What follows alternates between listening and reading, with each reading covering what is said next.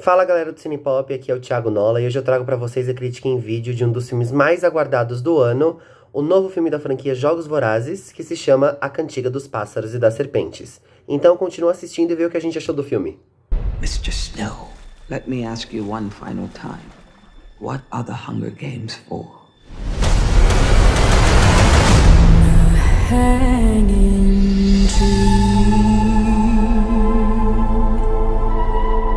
São poucas as pessoas que nunca ouviram falar da franquia Jogos Vorazes, seja na literatura ou seja nos cinemas, porque ela se consagrou como uma das maiores de todos os tempos.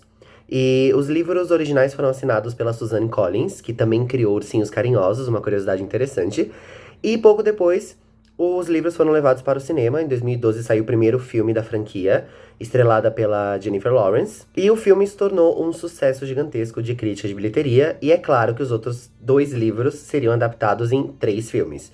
A gente teve o Em Chamas também, que saiu em 2013. Em 2014 e 2015 a gente teve A Esperança Parte 1 e A Esperança o Final, que comportaram o último livro da trilogia. Anos depois do lançamento de A Esperança, Suzanne Collins resolveu lançar mais um livro, dessa vez ambientado 64 anos antes dos Jogos Vorazes em que a Katniss participa, a Katniss é a personagem da Jennifer Lawrence, e ela resolveu contar a história da ascensão do Coriolanus Snow, que na trilogia original foi interpretado pelo Donald Sutherland.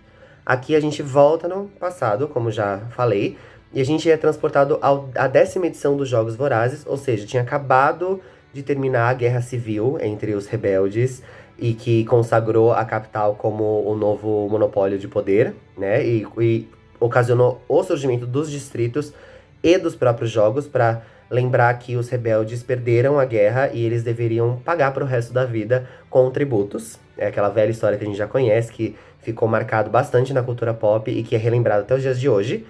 E agora a gente é presenteado com um novo filme da franquia. O filme, como já falei, A Cantiga dos Pássaros e das Serpentes, que é estrelado pelo Tom Blythe e pela Rachel Zegler. Como eu já mencionei, o filme se passa quase 6 décadas e meia antes da história que acompanha Katniss, e a gente é apresentado logo de cara a um jovem Coriolanus Snow, que tá com a sua prima, a Tigris, que na versão mais velha, que faz parte do filme, é interpretada pela Hunter Schafer, que ganhou o mundo ao interpretar a Jules em Euphoria. E eles vivem com as consequências da guerra ainda. Eles são mostrados crianças primeiro, então eles estão em busca de comida e estão buscando sobreviver em meio a um caos generalizado que deixou muitas mortes e deixou muitas consequências terríveis que a gente sabe no que iria se transformar nos anos e nas décadas seguintes. 13 anos depois dessa breve introdução, e essa breve introdução inclusive está no livro, a gente é transportado para o momento em que o Coriolanus ele está prestes a se formar e ele é o favorito para ganhar uma bolsa de estudos que vai dar muito dinheiro e que vai poder permitir que ele ressurja o nome da família Snow, que perdeu prestígio há bastante tempo. Então ele vai conseguir pagar o aluguel da casa, comprar comida e poder cuidar da prima e da avó. Entretanto, numa primeira reviravolta da história, o reitor da universidade onde eles estudam, não só da universidade, mas da escola onde eles estudam, é chamado Casca Highbottom, que é interpretado pelo Peter Dinklage, eternizou Tyrion em Game of Thrones. Ele resolve mudar as coisas. E porque chegando na 10ª edição dos Jogos Vorazes, as pessoas não estão mais assistindo. Elas não estão mais se entretendo com o fato de crianças dos distritos estarem se matando numa arena. Então ele resolve mudar as coisas e ele resolve escalar os 24 estudantes de mais destaque da escola como mentores de cada um dos tributos. Por que 24? Porque são 12 distritos que servem a capital, e a cada distrito 2 são escolhidos, um menino e uma menina, para competirem nos jogos, e desses 24 tributos, apenas um sai como sobrevivente, como a gente sabe bem as regras. E é a partir daí que a história principal se desenrola, e o Coriolanus, ele é escolhido como mentor da Lucy Greybeard, que é interpretada pela Rachel Zegler. Ela ganhou destaque participando do aclamado reboot Amor Sublime Amor, e também do recente Shazam 2, Fúria dos Deuses. E agora ela está de volta aos cinemas com o novo capítulo de Jogos Vorazes. E a Lucy Greybeard faz parte de uma trupe de artistas que vive no Distrito 12, mas não é do Distrito 12.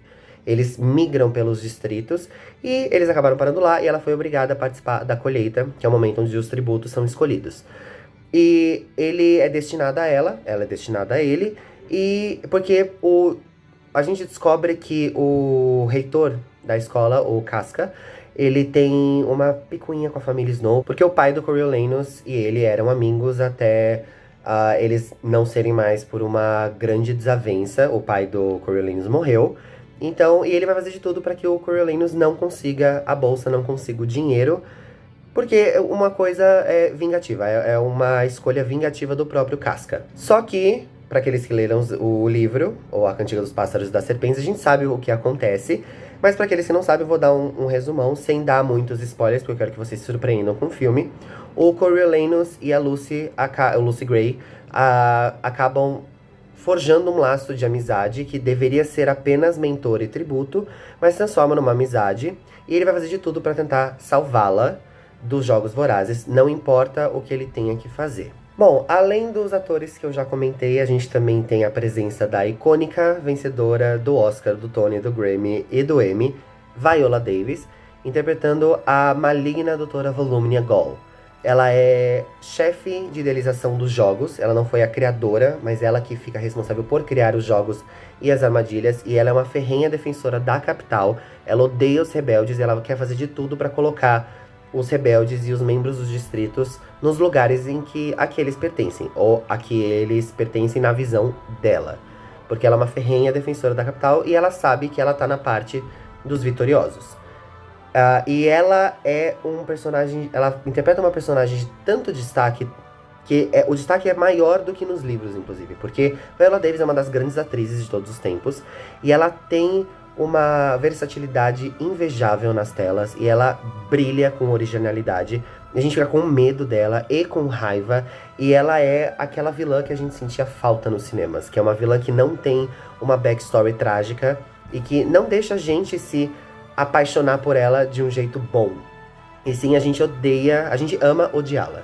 Esse é uma das melhores personagens, assim, do universo dos Jogos Vorazes, e eu acho que ela foi muito bem adaptada para as telonas. No geral, a narrativa é muito, muito boa, é uma boa adaptação. O primeiro ato, ele é um pouco rápido demais, porque o livro é muito, muito grande.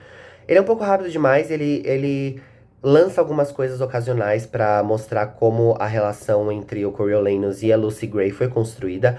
Mas depois o ritmo se encontra num segundo ato em que os Jogos Vorazes acontecem e a gente tem aquele sentimento de nostalgia em relação aos filmes originais. E depois desacelera para um terceiro ato que tá nos livros também e que mostra como o Snow se tornou o Snow. Essa é a ideia. E como essa relação de amizade que se transforma em amor entre os dois é completamente desmantelada por causa de confiança e por causa da backstory do Snow com a própria capital e com a família dele. Então ele não consegue se desvencilhar, mesmo ele dando alguns relances de rebeldia, por assim dizer, contra a capital e contra o lado opressor. Nesse quesito, Tom Blythe e Rachel Zegler têm uma química muito boa, eles estão muito, muito bem no filme. Peter Dinklage e Viola Davis não preciso falar nada. Hunter Schafer, ela aparece não tanto quanto os outros, ela tá como personagem coadjuvante, mas ela faz um trabalho digno. Ela encarnou a Tigress de um jeito muito, muito bom. E ela forneceu um pouco mais de profundidade pra personagem, porque a gente só vê ela um pouco nos livros e nos filmes originais. E é claro que eu não poderia deixar de falar da direção do Francis Lawrence, que ele já dirigiu vários capítulos da franquia original, e agora ele retorna. E ele faz um trabalho muito, muito bom. Ele conhece o universo como a palma da mão. Então, o trabalho que ele faz é simplesmente divino. Novamente, a gente tem probleminhas com ritmo, probleminhas com o roteiro. Nada muito grave, porque, no geral, a gente se diverte muito vendo o filme. Muito, muito, muito. Algumas pessoas podem não sentir que é os Jogos Vorazes, mas toda a estética retrofuturista lembra a gente que é a 10ª edição, e não a 74ª ou a 75ª. A gente tá no começo dos Jogos Vorazes, então é muito mais rudimentar, muito mais perigoso. E o foco não é mostrar os tributos se matando, porque a gente já teve isso no primeiro filme, no filme de 2012. Aqui é mostrar as engrenagens da capital, as engrenagens do distrito e como membros da capital e dos distritos se unem em uma condição bastante pessimista sobre o ser humano, em que precisa existir um vitorioso e um perdedor, e o perdedor tem que se submeter ao vitorioso. Então é uma grande análise sociológica e que aqui ganha muito mais camadas, porque o foco não é só a ação, e sim o drama, tem um pouco de suspense, então tem um pouco de comédia, claro. Então tudo isso funciona como uma grande exaltação do universo criado pela Suzanne Collins. E essa é uma opinião pessoal minha. Eu acho que esse é o terceiro melhor filme da franquia, perdendo só pro Em Chamas e pro primeiro capítulo de 2012. Mas os três estão muito num nível assim muito parecido, porque eles são muito bem feitos, muito bem arquitetados. E a Rachel Zegler, que veio recebendo hate desnecessário nos últimos meses, ela encarnou a Lucy Gray do jeito que todos os fãs dos livros queriam. Ela até a entonação da voz. E ela tem um espaço dela pra mostrar que ela é uma grande cantora. A gente já viu isso em Amor Sublime Amor, mas eu acho que aqui ela tá muito mais confortável, muito mais solta. E ela consegue encarnar a parte rebelde e a parte protetora da Lucy Gray que a gente viu nos livros. Bom, gente, essa é a minha breve crítica em vídeo de Jogos Vorazes da Cantiga dos Pássaros e das Serpentes. O filme estreia dia 15 de novembro nos cinemas nacionais. Vão assistir, eu tenho certeza que vocês vão gostar. Voltem aqui, comentem o que vocês acharam depois que sair. E é isso, muito obrigado por terem assistido e até a próxima.